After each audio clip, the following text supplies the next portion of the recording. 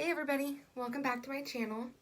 I'm Olivia, and today we are going to be talking about ministers in the cult I grew up in, the power that they have, and kind of the hierarchy, how it all is ranked, and what they control, what they don't control, just kind of how it all works. And I'll share a few stories about times where I believe that their power was used in a way that wasn't fair, and just kind of share my experience about ministers in the church. So I think we're just going to jump right into it. To explain kind of the hierarchy of how it all goes, it's like a pyramid, I would say. We have one man at the top, which I think is a pretty common thing for cults. There's one leader who has complete power, makes every decision in the church, and what he says is taken as complete truth. No one questions it. Nobody would disobey him ever. In the church I grew up in, it goes that man, his son-in-law, and then there's like a few other guys who are really high-ranking ministers. They all live in like headquarters. So they have like a big church, which is headquarters, which is where they do all of their book printing, all of the sermons that we listen to. Like sometimes local ministers will do sermons, but they'll like tape sermons that the higher ranking ministers do, and they send them out to people's congregations, so you like listen to them on tape, or I guess they're like CD now. The headquarters, that's where all of those ministers are. And then you get down to like lower, like regional directors is what they call them. So it's a minister who's in charge of like California, Oregon, Washington, Idaho. And that'll be like their region, you know. So then you have those, and then you have local ministers who just deal with like day to day in the congregation. Like I think our local minister, my grandpa was a local minister. And I think that he was the minister for Oregon. So I think at the time they had one congregation, but they probably would have had him be the minister for like all of Oregon's if there wasn't anybody else who could do it. Like, of course, they would probably want there to be a minister in each congregation, but if they don't have enough, they'd probably have like a local minister like bounce around to each one. But yeah, so that's kind of how it goes. Local ministers don't get paid. My grandpa didn't get paid. So he was a truck driver, and he worked like all week. He would be gone like Monday, Tuesday, Wednesday, Thursday, come back Friday, and then work at church. And he would like put together sermons and counsel people and do all of this extra work. He would anoint people. He would go to people's houses, make house calls, do all this shit, and didn't get paid. Not a single penny. He did it because he believed in what he was doing, and it was like an honor to do it, but it was a lot of work. So, going back to the head of the church, the head man, I don't want to say his name because that'll give it away. He thinks that God talks to him. God reveals prophecy. God reveals things that he wants him to know. Doctrine, I guess. So things that need to like change in the church, or anything that like the church needs to know, God reveals to him. He believes that he's like an end time prophet, or like an end time apostle of God.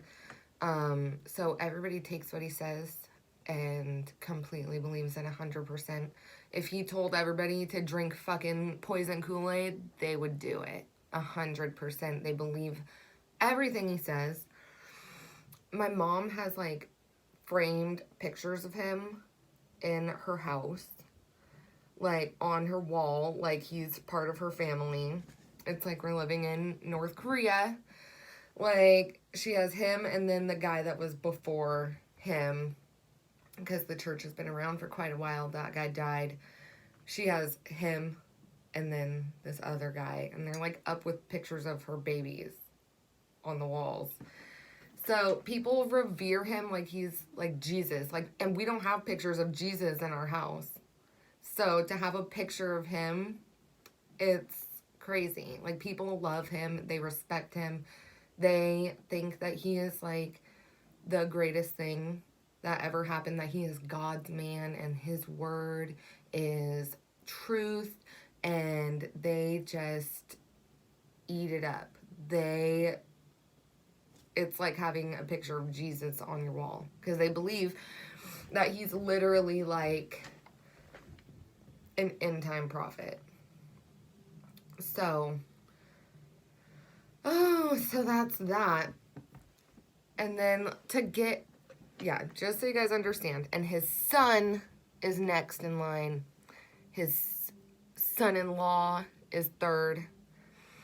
And they say that that's because God wants to promote family, and that they are an example to the church of a good family, and God loves family, and that's why it's him, his son-in-law, and then I think like a few other people are somehow kind of related.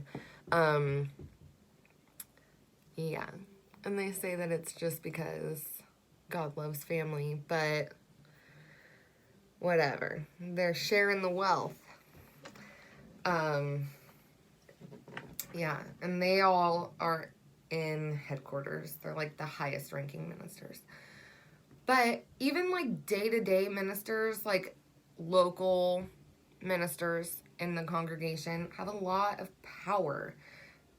But big decisions, life decisions, things like that are usually your regional director. They'll come up and talk to you and tell you what to do. So let's get into stories. My stories. There's quite a few. But to start with, we'll start with when my parents got divorced. I was like 5, so I don't remember them saying these things. These are what I've been told happened. But I guess my parents had a lot of issues. They were fighting a lot. Everything was kind of crazy in the house. And the ministers came to counsel our family. And they told my mom and my older sisters and brother that the reason we were having so many issues in our family was because they had a problem with authority, and that they needed to respect my dad and obey my dad. And because they weren't doing that, that is what was causing all of the issues, is because they weren't respecting my dad as the head of household. Which we'll get into family dynamic and gender roles and all of that, but they believe the man is the head of the house, the wife obeys them, children obey them, end of story. So they ended up having a lot of issues, and they got divorced. My mom was suspended from church after they got divorced. Which I don't think my dad ever was. I don't remember him ever getting suspended. So my mom got suspended. She moved out, and she was kind of having like a life crisis. And she married this guy who she met online. He was Peruvian, and he was great. He like lived with us for a while. But she decided that she wanted to come back to church. So she had to divorce Juan. And the reasons behind that was that, one, he was Peruvian and my mom's white. So you can't marry interracially in the church. And so she would have had to divorce him to come back.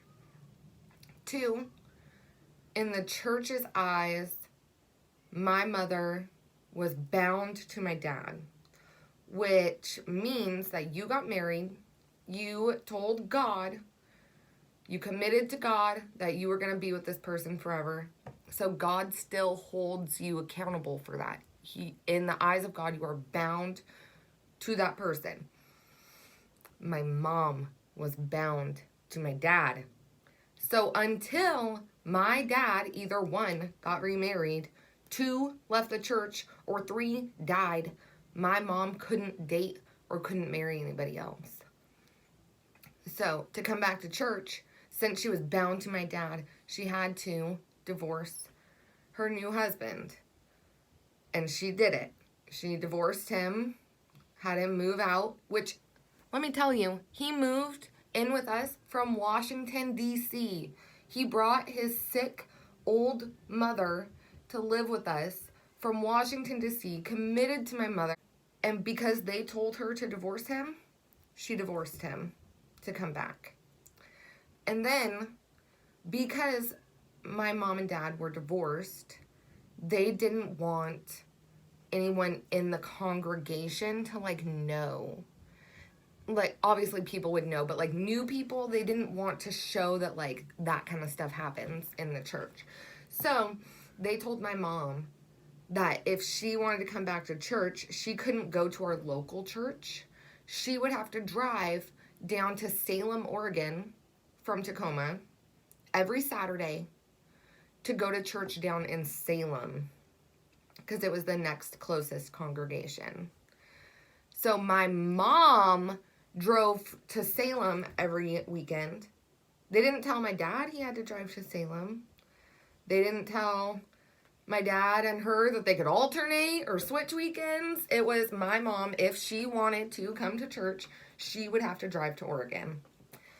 So she did it, because people do what the ministers tell them to do. Like, the next story, example of things that the ministers told us to do. My mom is originally from Eastern Washington. So she grew up in, like, Omak, Okanagan, Spokane, Cheney. So very eastern, like, northeast Washington. And her brother, her mom, like, all my cousins, everybody still lives over there. So we decided a little while after my parents got divorced, a couple of years, that she wanted to move to Spokane. So we packed up and we moved our stuff and we went to Spokane, and I was there for 4th grade. So we left, like, summer before 4th grade, and we ended up moving summer after. But my mom got a job there. We had our apartment. Everything was good. And my dad, we would meet in Ellensburg, which is, like, halfway or close to halfway. My dad told the ministers that the reason he wasn't seeing us as often as he wanted to was because we lived too far away and the drive was too hard to do over the pass and all of that. So the ministers told my mom that she needed to move to Oregon, to Woodburn, Oregon, where my grandpa lived. And because it was closer to my dad, it's like a little bit closer, a few hours. And because she couldn't move back to Tacoma, because she would have to drive all the way down to Oregon to go to church, sorry. She packed us up and moved to Oregon like it wasn't even a thing. Like, all right, we're moving to Oregon, which we've never lived in Oregon my whole life. Like, she had to quit her job, go down there, a single mom with 2 kids, go down there and restart your whole life. And that's how much power they have, because the ministers told my mom, move. And so she did it. Another thing that is a crazy story is when I got suspended. So I got suspended from church when I was 16. It was like February when I was 16, or I was almost 17. February, March, April, yeah. So almost 17. It was my junior year, and I got suspended from church for like dating outside of the church, basically, having boyfriends and that kind of stuff. And the ministers told my mom that we needed more supervision, that me and my sister needed more supervision. We both got suspended. And so, single mother of 2, trying to make ends meet, doing this shit, they told her she couldn't work overtime. She needed to be home with us. She couldn't work more than 40 hours a week. And, like, sorry, if you can't pay your bills, you can't pay your bills. You need to be home with your kids. Which, we're freaking 17 years old. Like, I was almost 17. My sister was 18. We were a junior and senior in high school. They told my mom she couldn't work overtime anymore because we needed supervision. So, my mom didn't work overtime. She just listens and just does it. And they told my mom that we couldn't be home alone on Saturdays when she went to church. And to make us sit at the library down the street from the church and, like, read and study the Bible while everybody else was at church because we couldn't be home alone. And I think my mom only made us do that a few times, but they definitely told her to do that. They didn't want us home alone ever. I remember she had to, like, ask the ministers. I had a theater lock-in where we stayed the night in the school, and it was, like, all my theater class. And my mom had to call and ask the ministers if I was allowed to go. Because, like, everything you do, it's always like, oh, well, let me ask the ministers. Let me make sure it's okay. Let me see if you can spend the night somewhere. Like, so that was that. And then time came. I'm going to tell my leaving the church story more in depth at another time. But the time came where I decided I didn't want to go back to church, and some shit hit the fan. And everybody found out that I didn't want to go back to church. And I had to stick to my guns because they were coming at me. Like, the ministers called, they were yelling at me, telling me all this shit. And they told my mom that I needed to move out. So my mom was, like, making plans with my dad to find a place for me to go. And I knew it was going to happen eventually. Like, I had a bag packed, like, waiting in my closet because I knew I was getting kicked out. So I just packed my shit so it would be there. So if I needed to, like, leave or come back and get my stuff, I would have a bag ready to go so I wouldn't have to do that. So they told my mom I needed to move out. She was, like, making plans and all this shit. And we have a big trip called the Feast of Tabernacles every year. Well, my mom had a new boyfriend. And he was long distance. He was in, like, Colorado. And she wanted to go to the church, or to the feast and see him. Like, it was a plan. They were going. And they told her that if I was still in the house at that time, she couldn't go to the feast because I couldn't be home alone. Which, I was 17 years old, and I couldn't be home alone. So, my mom, she didn't kick me out. I left. But she pushed me so far to the point where I was like, screw it. I'm out of here. Because I think she didn't want to be the bad guy, which she was anyways, because what she did was so messed up. But she is the bad guy, and she pushed me, and I knew I was getting kicked out anyway. So it was either on my terms or on their terms. So I left. But the church told her she couldn't go to the feast if I wasn't out of the house by then. that I needed to move out because I was rebellious and not going to church, and I couldn't live there if I was going to church. So she was literally gonna make me leave. Her 17-year-old daughter. I was gonna start, this was August before my senior year. So, yeah. Like, they have so much power and control. And when one small short story, another thing that happened is, like, after I had already left, they were, like, stalking my Facebook page and saw that I had dyed my hair red and I was kissing a boy in a picture. And so they told my mom that she wasn't allowed to talk to me because I was being outrightly rebellious. So my mom didn't talk to me for a while. I think I saw her or talked to her like 3 times until I had my son.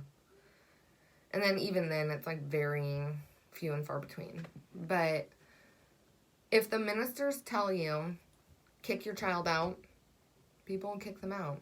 It doesn't matter their age. I've heard it so much younger. I've heard it like 14.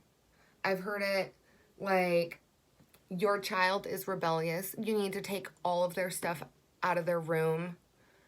Take their bed, take their dresser, anything they have, make them sleep on the floor for punishment. I've heard people say that, and they've done it to their children. Like, it doesn't matter. It doesn't matter what it is. If the ministers tell you to do it, people are doing it.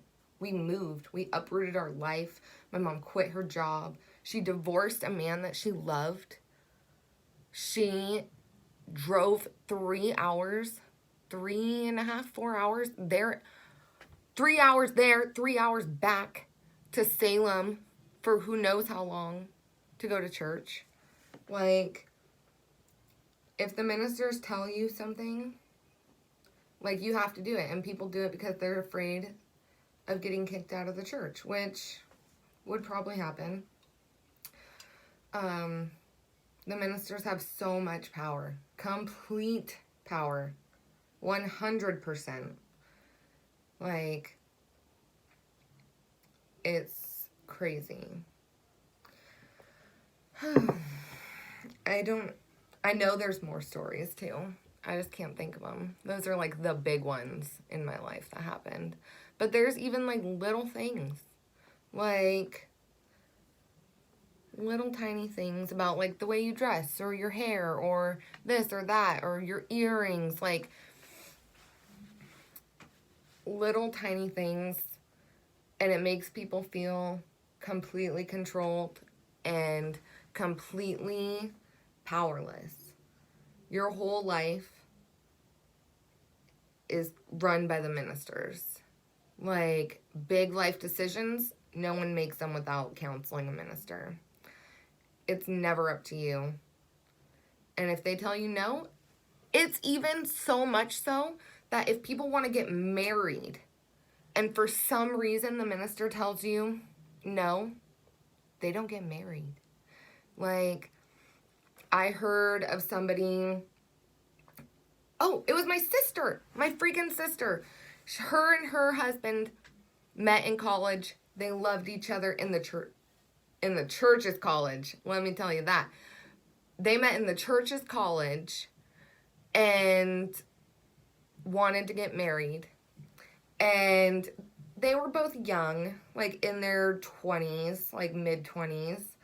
And her husband's job wasn't the best. Like, he was still young and growing and working on it. They had to wait until he made a certain amount of money to get married. Like, the ministers told them, no, you can't get married until you do this, this, and this, and then you can marry this girl. So they waited to get married for, I don't remember how long. It was a while. But he got his shit together. And he wanted to be with her, and he wanted to get married, so he got it together, and he made it happen. But if the ministers would have told them, no, you need to wait 5 years, they would have waited 5 years.